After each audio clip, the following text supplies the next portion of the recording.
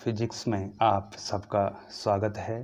प्यारे बच्चों, आज का जो हमारा टॉपिक है वो है temperature dependence of resistance and resistivity.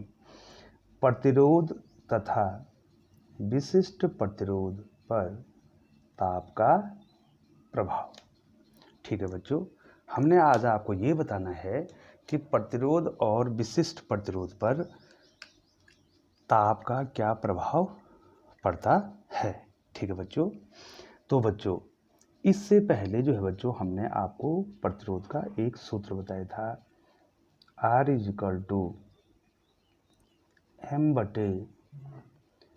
m/NE²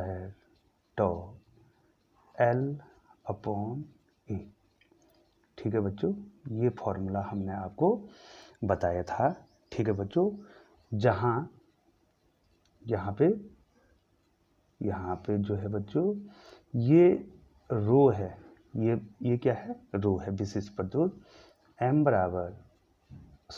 रो बराबर m/NE² है। ठीक है बच्चों, तो यहाँ पर जो है यूजुअल मीनिंग्स तो आपको आ ही रही हैं। m इलेक्ट्रॉन का द्रव्यमान है, m क्या है, इलेक्ट्रॉन का द्रव्यमान। ठीक है बच्चों, n जो है इलेक्ट्रॉन घनत्व भी कह सकते हैं, या एकांक आयतन में इलेक्ट्रॉनों की संख्या,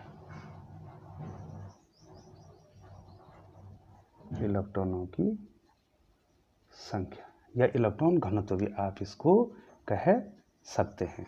ठीक है बच्चों, और E जो है इलेक्ट्रॉन का आवेश, जो आपको पता है इलेक्ट्रॉन का आवेश। ठीक है बच्चों, और टॉ जो है वो है शांति काल, दो क्रमागत टक्करों के बीच का समय है ये। ठीक है बच्चों, ये चीज़ें तो आपको आती हैं। ठीक है बच्चों, अब आपको ये बताना है बच्चों इसमें कि बच्चों एक चालक में ये सारी चीज़ें, इलेक्ट्रॉन का द्रव्यमान भी नहीं बदलेगा, इलेक्ट्रॉन का आवेश भी नहीं बदलेगा। ठीक है बच्चों, तो यहाँ पर जो है इधर देखिए बच्चों, लंबाई एक चालक के लिए, दिए गए चालक के लिए,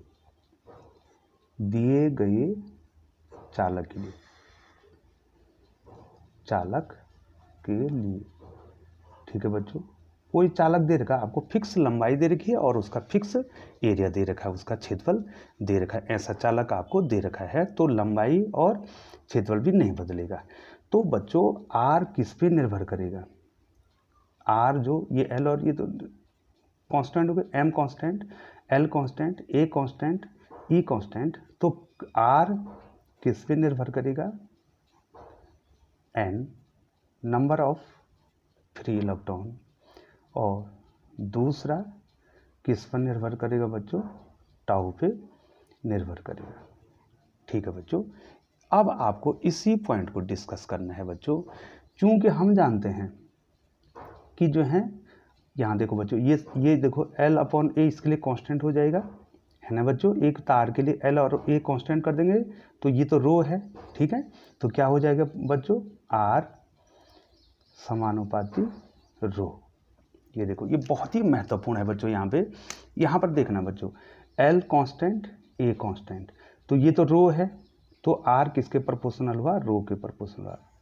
इसका मतलब ये हुआ कि जो इफेक्ट किस पे पड़ेगा, प्रतिरोध पर पड़ेगा, रेजिस्टेंस पर पड़ेगा, वही रेसिस्टिविटी पर भी पड़ेगा। तो हम क्या कह सकते हैं, रो इनवर्सली प्रोपोर्शनल 1/n, रो इनवर्सली प्रोपोर्शनल टाउ। ठीक है बच्चों, ये देखिए बच्चों, आपको ध्यान देना है, जो प्रभाव किस पे पड़ना है, प्रतिरोध पर पड़ना है ताप का, वही प्रभाव जो है किस पे पड़ना है, प्रतिरोधकता या विशिष्ट प्रतिरोध इंग्लिश में कहते हैं बच्चों उसको, रेसिस्टिविटी पर भी इसका वही प्रभाव पड़ना है। अब देखिए बच्चों, यहाँ पर आपको जानना है सबसे पहले एन पे हम आ जाते हैं। यहाँ पर देखिए बच्चों, ये भी एन और ये भी एन, ये जो है इन्वर्सली प्रोपोर्शनल है, व्युत्क्रमानुपाती है। तो बच्चों ताप बढ़ने पर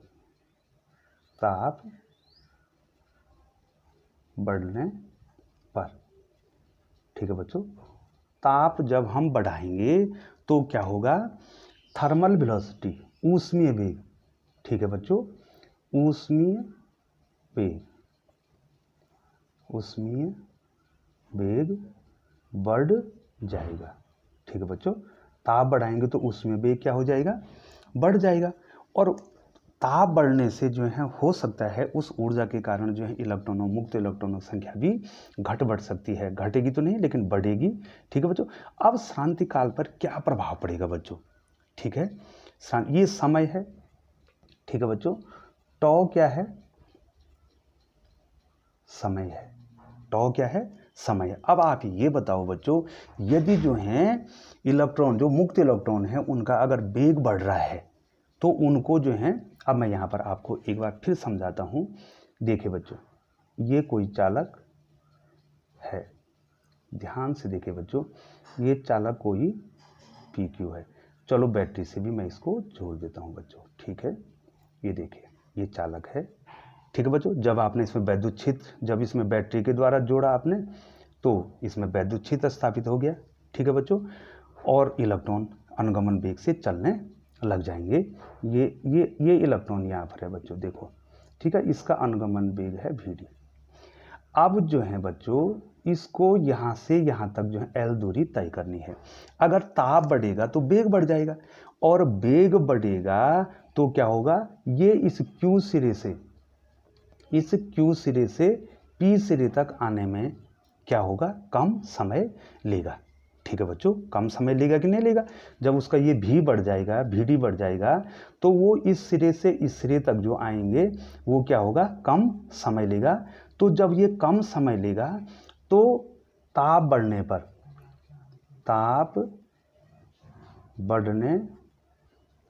पर टॉ क्या हो जाएगा बच्चों, टॉ क्या हो जाएगा, कम हो जाएगा। अब हम मेन पॉइंट पे आगे हैं बच्चों कि ताप बढ़ने पर क्या होगा, ऊष्मीय वेग बढ़ेगा, और जब वेग बढ़ेगा तो उनको जो है एक सिरे से दूसरे सिरे जाने में जो है क्या हो जाएगा, कम समय लगेगा। अब देखो बच्चों, मैं R को लूँ या रो को लूँ, रो इन्वर्सली प्रोपोर्शनल है टॉ। ठीक है बच्चों, अगर टॉ बढ़ रहा है, टॉ कम हो रहा है, यहाँ पर चूंकि टॉ कम हो रहा है,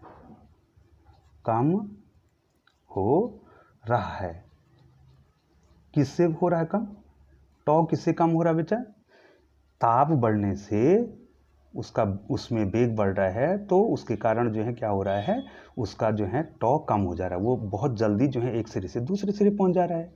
टॉ कम हो गया, अगर ये कम हो गया तो रो क्या हो जाएगा, रो तथा R दोनों, ये देखो बच्चों मैंने निकाला, रो को हो चाहे R को, एक दूसरे क्या है, प्रोपोर्शनल, रो तथा R बढ़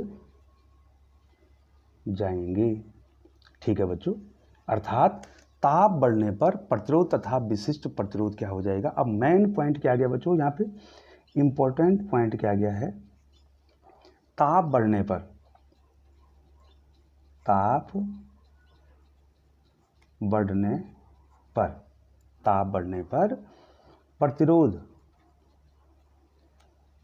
प्रतिरोध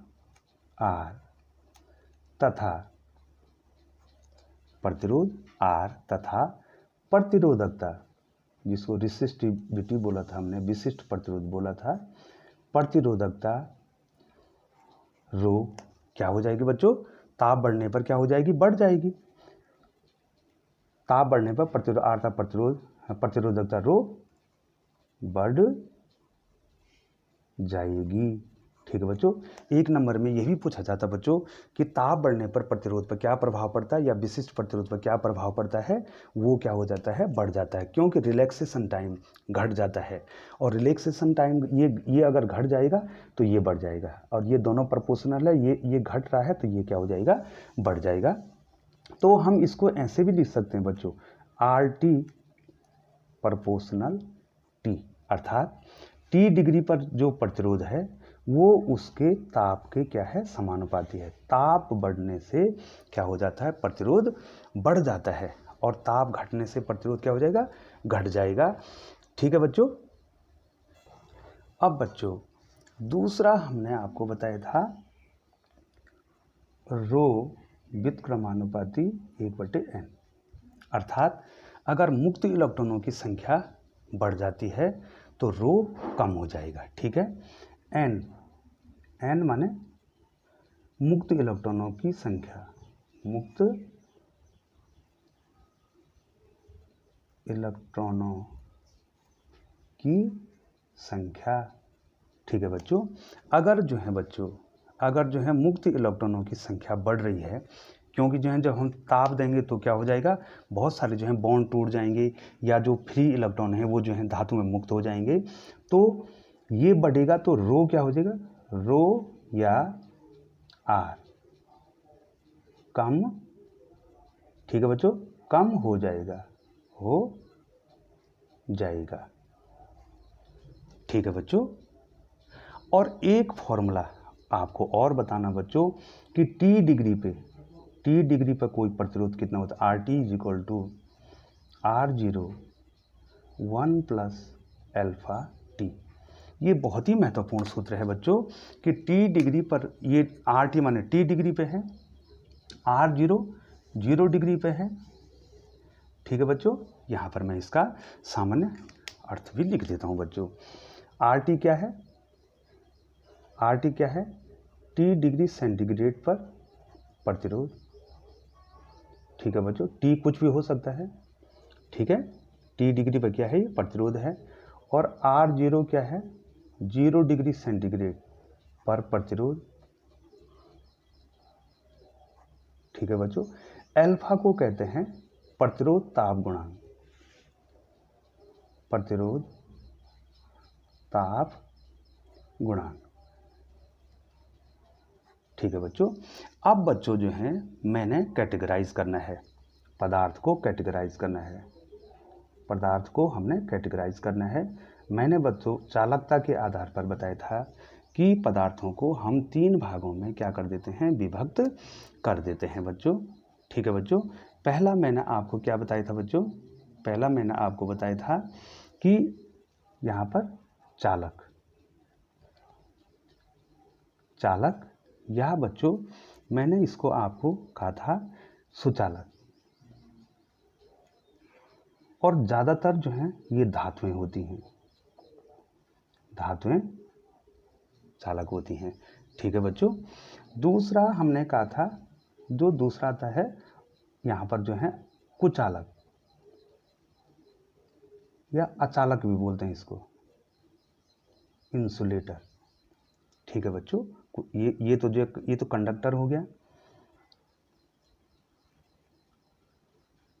कंडक्टर्स हो गए, ये क्या हो गए, इंसुलेटर,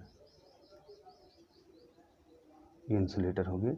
और इसके बीच में आता है बच्चों अर्धचालक, सेमी कंडक्टर। ठीक है बच्चों, और बच्चों एक बात आपको ध्यान देना है, इन धातुओं में भी कुछ आते हैं मिश्र धातु, मिश्र धातुएं। ठीक है बच्चों,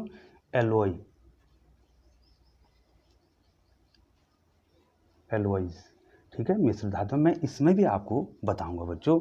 ठीक है बच्चों, अब हमारे पास क्या हो गया है, 3 कैटेगरी आ गई हैं। मैं एक एक कैटेगरी को लेकर यहाँ पर आपको समझाऊंगा बच्चों। सबसे पहले हैं कंडक्टर, चालक या कंडक्टर, जिसमें विशेष करके आती हैं धातुएं आती हैं, इनके लिए अल्फा धनात्मक होता है। अल्फा क्या होता है? धनात्मक होता है। ये देखिए बच्चों, तो क्या हो जाएगा बच्चों, अगर अल्फा धनात्मक हो जाएगा तो R T is equal to R0 1 plus alpha T. अब आप बताएंगे बच्चों, यदि इनमें ये अल्फा धनात्मक हो जाएगा तो एक में ये देखो R0 से इसको मल्टीप्लाई करेंगे और इसके साथ ये होगा, तो अगर ये प्लस होगा तो ये प्रतिरोध क्या हो जाएगा? बढ़ जाएगा। ठीक है, ठीक है बच्चों, तो क्या हो जाएगा? प्रतिरोध ताप बढ़ने पर बढ़ेगा। ठीक है बच्चों, किसका प्रतिरोध? प्रतिरोध या विशिष्ट प्रतिरोध जो है ताप बढ़ने पर, क्योंकि उसके लिए ये अल्फा प्रतिरोध ताप गुणांक क्या है? धनात्मक है। आपको बच्चों बहुत सिंपल तरीके से बता रहे हैं, बहुत डिटेल में है ये, लेकिन आपको संक्षिप्त इसमें बताया जा रहा है, कोशिश की जा रही है कि आपको संक्षिप्त बताया जाए। दूसरा बच्चों, ये जो अर्धचालक हैं, अर्धचालक व कुचालक, इनमें लगभग सेम होता है। ये अल्फा ऋणात्मक होता है।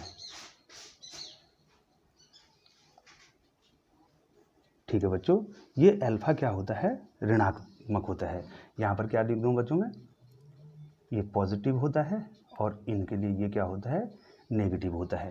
तो आप बताओ बच्चों, अगर ये नेगेटिव होगा तो क्या हो जाएगा? ताप बढ़ने पर R T is equal to क्या हो जाएगा? R0 1 प्लस अल्फा टी को मैं अल्फा टी लिख रहा हूँ, लेकिन यहाँ पर ये अल्फा ऋणात्मक हो गया तो क्या हो जाएगा? ताप बढ़ने पर प्रतिरोध क्या हो जाएगा? घट जाएगा। देखो बच्चों, अगर यहाँ ये प्लस जब माइनस होगा तो ये इसमें क्या हो जाएगा? इतना घट जाएगा। ठीक है, घटने पर कोई चीज़ क्या आती है? कम आती है। तो ताप बढ़ने पर प्रतिरोध या विशिष्ट प्रतिरोध ताप बढ़ने पर घटता है। क्यों घटता है? क्योंकि उसका जो है प्रतिरोध ताप गुणांक क्या होता है? ऋणात्मक होता है। ठीक है बच्चों, तो चालक बच्चों मैंने आपको बता दिया, चालक के बारे में बता दिया, उसके बाद अर्धचालक और कुचालक के बारे में बता दिया। अब आते हैं बच्चों मिश्र धातुएं, ये बहुत ही ज़्यादा इंपॉर्टेंट है। अब थोड़ा सा मैं इसके एग्जाम्पल भी आपको दे दूं, और बार बार मैं आपको एग्जाम्पल दे रहा हूं और परीक्षा में भी आपको पूछे जाते हैं। जैसे आपके सुचालक हैं, तो सबसे बड़े सुचालक हैं बच्चों क्या हैं? चांदी, कॉपर, एल्युमिनियम। ठीक है, ये हैं। और सेमीकंडक्टर हैं कार्बन, सिलिकॉन और जर्मेनियम। बच्चों एक वीडियो में मैंने इसको जल्दी में GR लिखा था, जबकि ये क्या होता है बच्चों? GE होता है। और इंसुलेटर क्या हो गया बच्चों आपको? जैसे लकड़ी है, प्लास्टिक है। ठीक है बच्चों, ये क्या हो गया? आपके इंसुलेटर हो गए। ठीक है बच्चों, अब बच्चों आपको बताना है एलॉय, मिश्र धातुएं। मिश्र धातुओं में क्या प्रभाव पड़ता है, और मिश्र धातुएं जो हैं ज़्यादा अच्छी मानी जाती है बच्चों। मिश्र धातुएं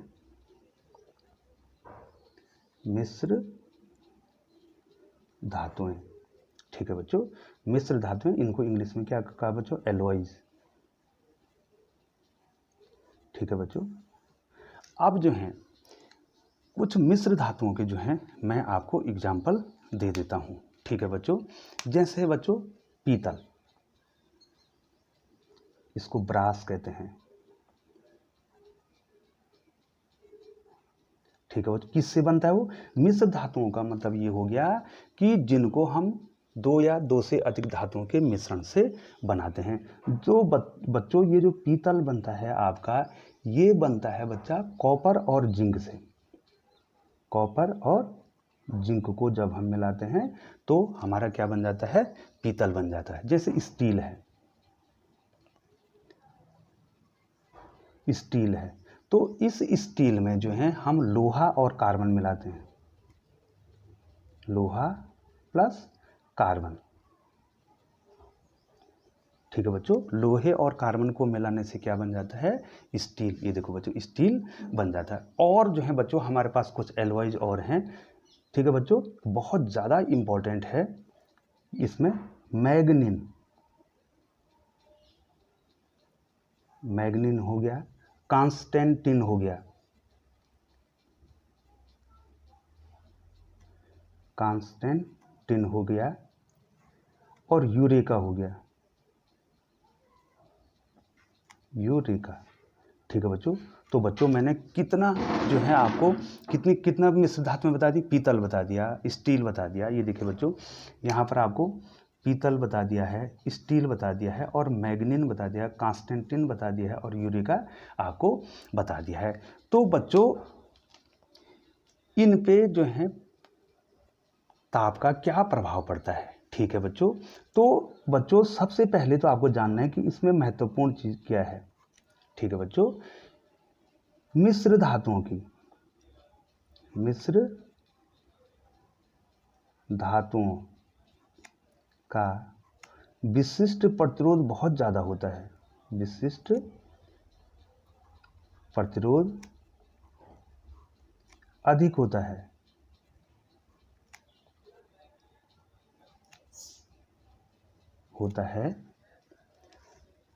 तथा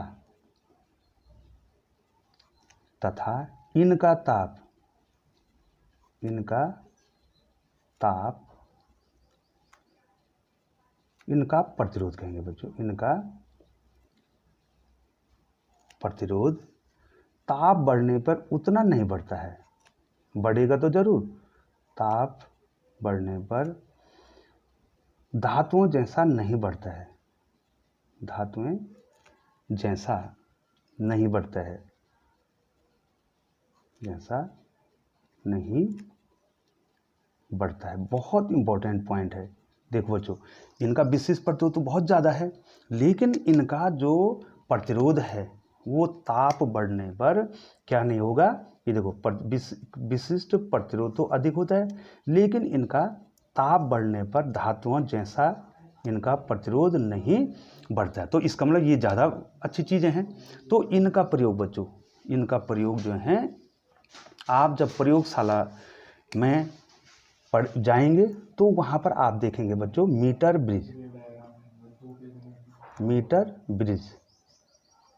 ब्रिज में जो यही जो है तार लगे होते हैं, मैग्नीन का या कॉन्स्टेंटिन का मीटर ब्रिज हो गया। ठीक है बच्चों, इसमें इसका उपयोग किया जाता है इनका, क्योंकि इनकी विशेषता है, इनका जो है क्या है, विशिष्ट प्रतिरोध ज़्यादा है, और क्या है, इनका जो है जो प्रतिरोध ताप गुणांक है वो उतना ज़्यादा टेम्परेचर का प्रभाव उसमें नहीं पड़ता था, उनका प्रतिरोध ताप के अनुसार उतना ज़्यादा नहीं बढ़ता जितना किसका बढ़ता है, धातुओं का। तो धातुओं के तार इसमें नहीं लगाए जाते हैं। दूसरा है बच्चों विभव